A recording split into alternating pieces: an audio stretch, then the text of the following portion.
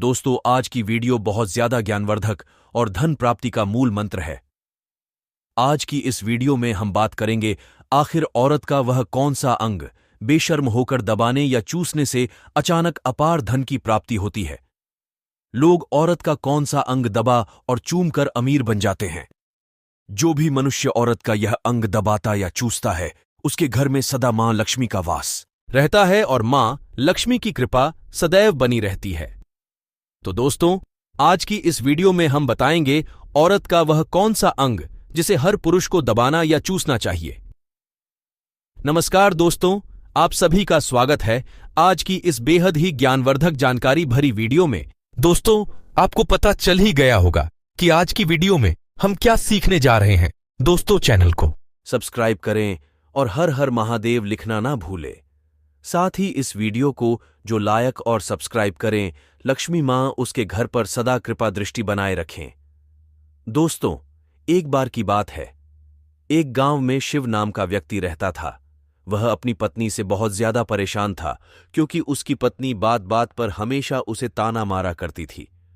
तुम्हारे पास है ही क्या घर में? खाने तक को कुछ नहीं है। दोस्तों, उसके घर में बिल्कुल कंगाली छा गई थी। एक भी रुपया नहीं था और उसके घर में खाने के लिए अन्न का एक दाना तक नहीं था। दोस्तों, एक तो घर में खाना नहीं, ऊपर से पत्नी का ताना। वह बहुत परेशान हो गया। उसे समझ नहीं आ रहा था, मैं क्या करूं। एक दिन की बात है, शिव अपने घर से एक सुनसान रास्ते पर निकल गया। वह उस सुनसान रास्ते पर चल ही रहा था कि उसे एक साधु तपस्या करते हुए दिखाई दिए। वह उनके पास जाकर बैठ गया। जब साधु ने अपना तप खत्म किया तो शिव उनके सामने रोने लगा। साधु ने शिव से कहा, पुत्र, तुम्हें क्या दिक्कत है? तुम क्यों रो रहे हो? आखिर तुम्हें क्या परेशानी है? तब शिव ने साधु महाराज से कहा है, महाराज, मेरी पत्नी है जो कि मुझे रोजाना ताना मारती है। मैं गरीब हूं तो मैं क्या करूं, कितना भी कुछ कर लूं, लेकिन धन कमा ही नहीं पता। अभी तक एक छोटा सा धंधा था, वह भी पत्नी के क्लेश की वजह से चौपट हो गया। वह दिन रात मुझसे झगड़ा करती है। अब तो मैं दाने दाने के लिए परेशान हो गया। हमारे घर में खाने के लिए कुछ भी नहीं है, इसके अलावा पहनने के लिए वस्त्र भी नहीं है। लेकिन मैं अपनी पत्नी को समझता हूं कि वह मुझे ताने ना मारे, मुझसे झगड़ा ना करे, लेकिन वह बिल्कुल भी नहीं मानती। साधु जी, इसी वजह से मैं बहुत ज्यादा परेशान हूं। इसी वजह से मैं घर छोड़कर यहां आया हूं। वह साधु किसान से कहते हैं, रो मत बेटा, मैं तुम्हें एक काम बताने जा रहा हूं। तुम्हें औरत का सिर्फ यह अंग बेशर्म होकर कर दबा या चूस लेना है। अचानक तुम्हारे घर में धन की प्राप्ति हो जाएगी। तुम देखते ही देखते अमीर बन जाओगे। साधु जी कहते हैं, जो भी पुरुष औरतों का यह अंग दबाता या चूसता है, उसके घर में कभी भी धन की कमी नहीं रहती है और ना ही उसके घर में लड़ाई होती है, या जो भी व्यापार करता है उसमें हमेशा तरक्की होती है। साधु जी ने कहा, अब मैं तुमको औरत का वह अंग बताने जा रहा हूं। इसे ध्यान से सुना और अपने जीवन में इस पर जोर करना। तब शिव साधु जी महाराज की बातें बहुत गौर से सुनता है और कहता है, जितना जल्दी हो सके मुझे यह बता दो दोस्तों। तभी साधु जी महाराज उस आदमी को एक कहानी सुनाते हैं और बताते हैं, एक नगर में एक किसान रहता था। उसके बहुत सारे खेत थे जिस पर वह दिन रात मेहनत करता था। उसके घर में किसान और उसकी पत्नी रहा करते थे। उस किसान और उसकी पत्नी के आपस में बहुत ज्यादा प्रेम था। उसके घर में किसी भी प्रकार की लड़ाई, झगड़ा या क्लेश नहीं होता था। इसी वजह से उसके घर में सदैव मां लक्ष्मी का वास रहता था और उसके खेतों में इतनी ज्यादा पैदावार होती थी कि वह दिन प्रतिदिन और अमीर होता जा रहा था। उस किसान और उसकी पत्नी में इतना प्रेम था कि आसपास के लोग उन्हें देखकर जल जाया करते थे। धीरे धीरे उसके पूरे गांव के लोग जान गए, किसान और उसकी पत्नी में बहुत ज्यादा प्रेम है। धीरे धीरे यह बात उस नगर के राजा तक पहुंच गई। दोस्तों, किसान और उसकी पत्नी की बात जब राजा के पास पहुंचती है तो राजा भी उसके प्रेम की काफी ज्यादा तारीफ करते हैं। वह सभी से बताते हैं कि हमारे नगर में एक किसान और उसकी पत्नी रहते हैं जिनमें कभी भी लड़ाई झगड़ा नहीं होते हैं। उन दोनों में आपस में इतना प्रेम है कि मैं ऐसा अपनी जिंदगी में कभी भी नहीं देखा। एक बार की बात है, राजा पूरे नगर में डिंडोरी पिटवाते हैं कि इस नगर में जितने भी लोग हैं वह सभी अपने घर में घी का दिया जलाएंगे। राजा की पत्नी पूछता है कि आप ऐसा क्यों कर रहे हैं, सबके घर में घी का दिया क्यों जलता रहे हैं। राजा अपनी पत्नी की बात सुनकर कहते हैं, दीपक प्रेम की निशानी होता है। जिसके घर में घी का दीपक जलता है उसके घर में सदैव प्रेम बना रहता है, और मैं चाहता हूं कि जो प्रेम किसान और उसकी पत्नी के घर में है वह हमारे पूरे नगर में रहे, पति और पत्नी के बीच। इसीलिए मैं हर घर में दीपक जलवाना चाहता हूं। राजा के सैनिक जाते हैं और हर जगह नगर में ढूंढी पीट देते हैं और कहते, सभी के घर में रात भर घी का दीपक जलना चाहिए। दोस्तों, राजा की बात मानकर सभी नगरवासी अपने घर में दीपक जला देते हैं, लेकिन जैसे ही आधी रात होती है सभी के घर के दीपक बुझ जाते हैं, लेकिन किसान के घर का दीपक वैसे ही जलता रहता है। दोस्तों, दीपक हमेशा किसान की पत्नी जलती थी, लेकिन उसकी बात नहीं मानती थी। वह हमेशा अपनी मनमानी करती थी। उसका जो भी मन करता था वह वही काम करती थी, लेकिन किसको इस बात से कोई भी दिक्कत नहीं होती थी, क्योंकि किसान बहुत समझदार था। किसान सोचता था, यदि मैं अपनी पत्नी को रोक टोक करूंगा तो घर में बेवजह ही लड़ाई झगड़ा होंगे। इसी वजह से कई चीजें किसान अपनी पत्नी की यह बातें अनदेखा करता था। किसान इस वजह से अनदेखा करता था कि उसके घर में प्रेम बना रहे। राजा अपने महल में चढ़कर पूरे नगर का नजारा देख रहे थे।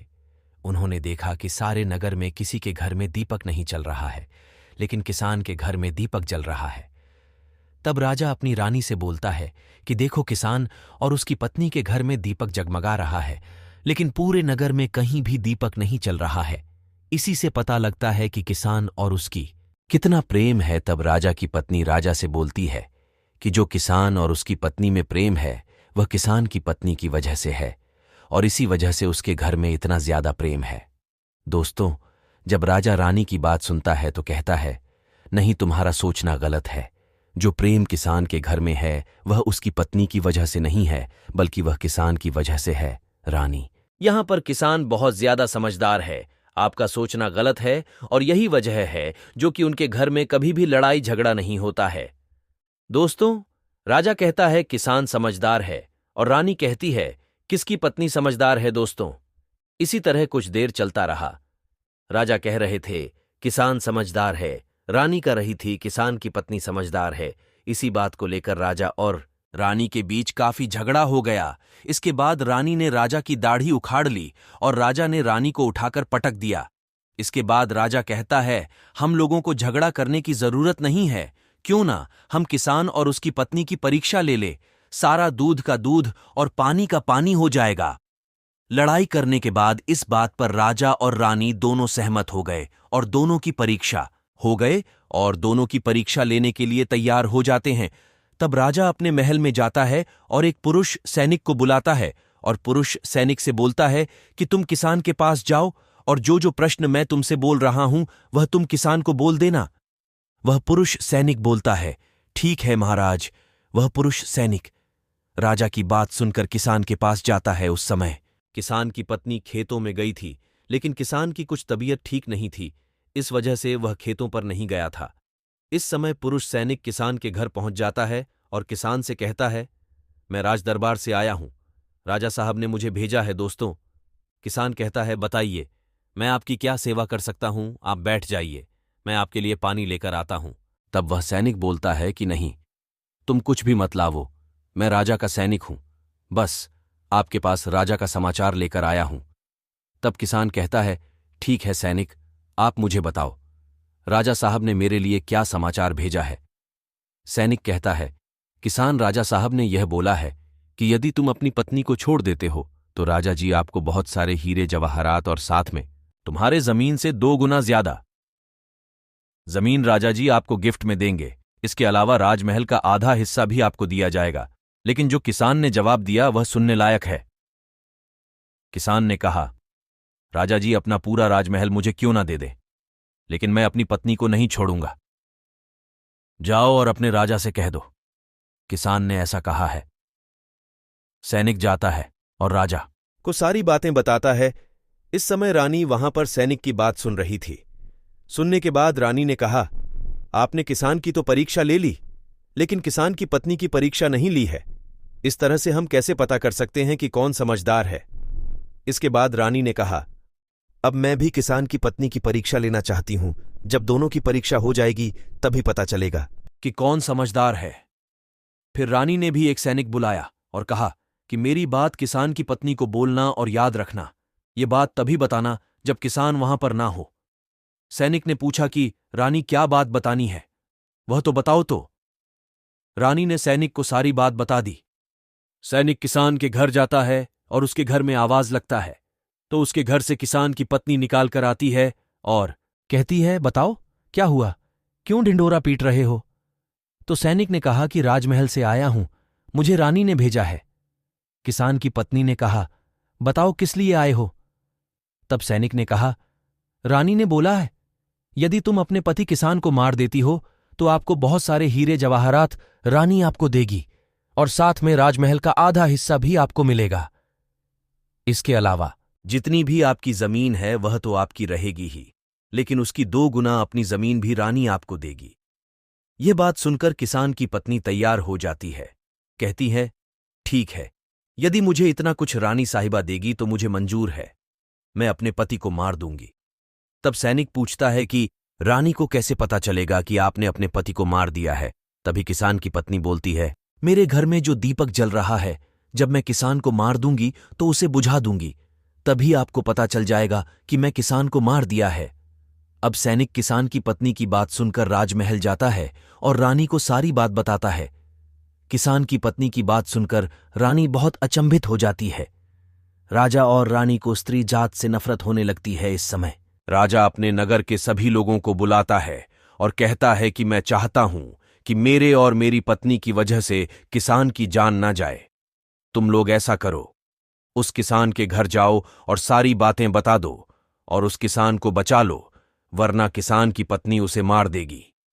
इधर सैनिक किसान के घर जाते हैं और सोचते हैं कि किसान की पत्नी किसान को रात में मारेगी और दिया बुझाएगी। इससे पहले ही हम किसान के घर में पहुंच जाते हैं और किसान को बचा लेते हैं। दोस्तों, जैसे ही राजा के सैनिक किसान के घर पहुंचते हैं तो देखते हैं कि किसान तो मरा पड़ा हुआ है। तो सैनिक किसान की पत्नी से बोलते हैं कि तुमको तो किसान को रात में मारने के लिए बोला गया था, लेकिन आपने अभी किसान को क्यों मार दिया। तब वह किसान की पत्नी बोलती है कि किसान को तो मुझे मारना ही था, रात में तो मुझे सिर्फ दिया ही बुझाना था, इसलिए किसान को तो मैं दिन में ही मार दिया है। सभी सैनिक तुरंत ही किसान के घर से दौड़े दौड़े जाते हैं और राजा रानी को सारी बातें बताते हैं। राजा और रानी क्रोध से आग बबूला हो जाते हैं।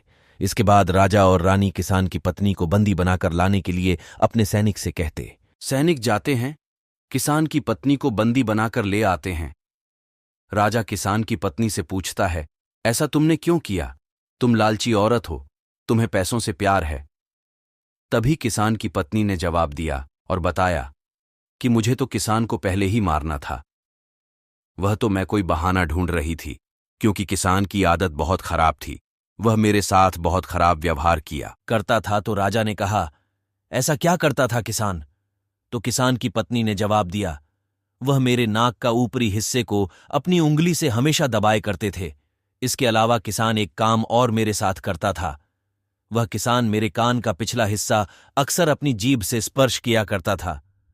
राजा ने पूछा, यह बताओ, जब आप लोग गरीब थे तब क्या किसान आपके साथ यह काम करता था? तो किसान की पत्नी बोलती है, नहीं महाराज, तब ऐसा नहीं करता था। तब राजा ने कहा, मैं समझ गया कि किसान ऐसा क्यों करता था। उसी समय साधु जी ने शिव से पूछा, तुम्हें कुछ समझ में आया? औरत का कौन सा अंग दबाने तथा चूसने से लोगों को अचानक धन की प्राप्ति होती है? तो शिव ने कहा है, साधु जी, मुझे अभी समझ में नहीं आया। तभी साधु जी कहते हैं, अगर समझ नहीं आया तो मैं फिर से आपको बताता हूं। किसान अपनी पत्नी के साथ पहला काम करता था, वह है उसके नाक के ऊपरी हिस्से को अपने उंगली से दबाता था। तो जिस भी मनुष्य के घर में पैसों की किल्लत है, उसे अपनी उंगली से औरत के नाक के ऊपरी हिस्से को जरूर दबाना चाहिए। दोस्तों, औरत के नाक के ऊपरी हिस्से को बहुत शुभ माना जाता है। इसी वजह से जो यह काम करता है वह हमेशा धनवान पुरुष बन जाता है। दूसरा काम है, जो भी पुरुष औरत के कान का पिछला हिस्सा अपने जीभ से स्पर्श करता है, उसके किस्मत के द्वार खुल जाते हैं, उसे अचानक धन की प्राप्ति होती है। ऐसा इसलिए होता है क्योंकि औरत के कान के पिछले हिस्से में माता लक्ष्मी का वास होता है। जब आप ऐसा करते हैं तो माता लक्ष्मी आपसे प्रसन्न हो जाती है और आपको अपार धन देती है। और आपने एक बात तो जरूर सुनी होगी, औरतें माता लक्ष्मी का रूप मानी जाती है। इसी वजह से इस संसार में जो भी मनुष्य यह दो पवित्र काम करता है उसका घर धन से भर जाता है, जो कि इस कहानी में किसान भी अपनी पत्नी के साथ करता था। लेकिन आप जब भी ऐसा काम करें तब आपको अपनी पत्नी को पूरी बात बता देनी चाहिए, अन्यथा आपके जीवन में इसी तरह अनर्थ भी हो सकता है। दोस्तों, आज का ज्ञानवर्धक वीडियो कैसा लगा कमेंट करके जरूर बताएं, और हां, कमेंट में हर हर महादेव लिखना ना भूले। धन्यवाद।